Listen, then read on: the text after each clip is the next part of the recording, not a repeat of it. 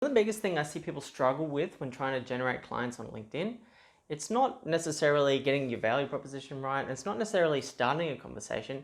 It's more nurturing that conversation through to the point where someone actually trusts you enough to want to jump on a call with you. Now, the reason people struggle with this so much is that they don't know how to nurture that relationship, and they're not used, when you're used to dealing with people through email and through calls, a normal conversation is pretty back and forth. We're all used to it. Someone says something and the other person replies, it goes back and forth, and then there's an outcome from that conversation. Now, a LinkedIn conversation can be spaced out over days, weeks, months, even years in some cases.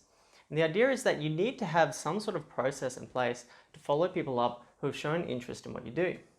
A lot of people struggle with this because they don't want to be seen as annoying people, and that's completely legitimate and something that you want to avoid doing. You don't want to just keep on hounding people. But by the same token, LinkedIn inbox is kind of a nightmare to manage, and a lot of times, because you're not on top of people's priorities list, there's a good chance that if they don't take action on the message there and then you're going to get forgotten about.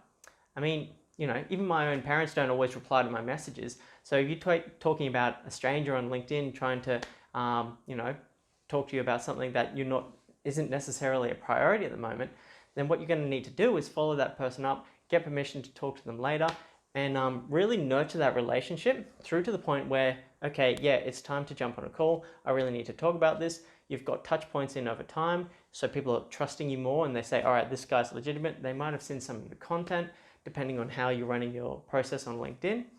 But don't forget about the nurturing process. Follow people up if they've expressed interest. Just don't go overboard with it. So, I always suggest spacing it out over a week, or just try and get permission to touch base again at a later point in time. Because when you do that, then you have a better chance of getting them when they're actually interested in talking about you and your service.